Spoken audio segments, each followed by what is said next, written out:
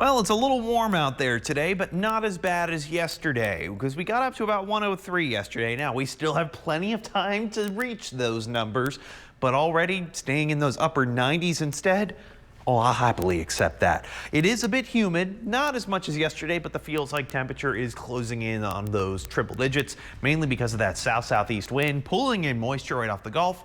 23 miles an hour. Okay, so it's breezy too, so that's helping the feels like temperature. But it is really, really warm the farther west you go because we still have that dry line in place, keeping all that very dry air out toward Carlsbad, Pecos, Van Horn, Presidio. That's why we're seeing a lot of those mid triple digits. 106 in Carlsbad, 104 in Artesia. Pecos sitting pretty, 105. Upper 90s across the Permian Basin and even out toward Ozona. Ooh, 91. That's more like it. Well, what are we watching? Well, we're watching the heat to the west with heat advisories in place until the rest of this evening, and that's going to be the case throughout much of this week.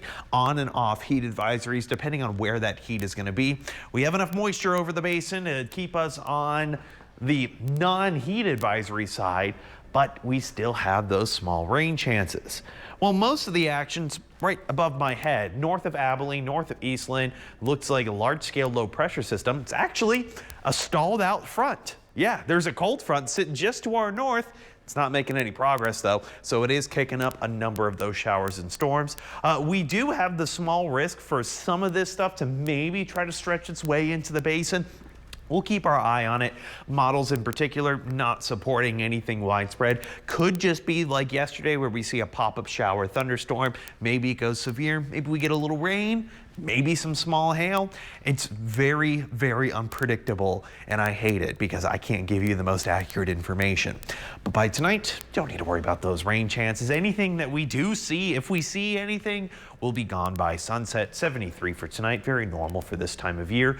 As you head out the door tomorrow, you're going to want that extra large iced coffee. Sunny, hot, 102. That's out of heat advisory territory, so I'll take a little bit of a win where I can. But here is the little bands of those storms trying to sneak their way through, kind of coming in toward Lubbock and then basically falling apart. Maybe some popping up in Hobbs, trying to push its way to Andrews, and then it dies before it gets there. That's what I'm saying. Model data is just not supporting a whole lot of shower or thunderstorm development.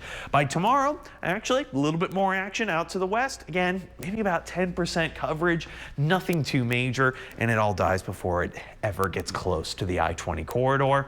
And then Thursday, similar boat, some action out to the west, maybe trying to sneak its way up, but again, it's far too hot and dry to see anything sustain for long periods of time. So here's what I have for your 9-day forecast.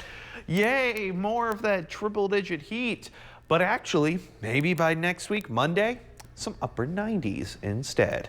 Oh, now we're talking, Jolena. Yeah, I'm looking forward to that type of temperature. Coming up next, Star Wars.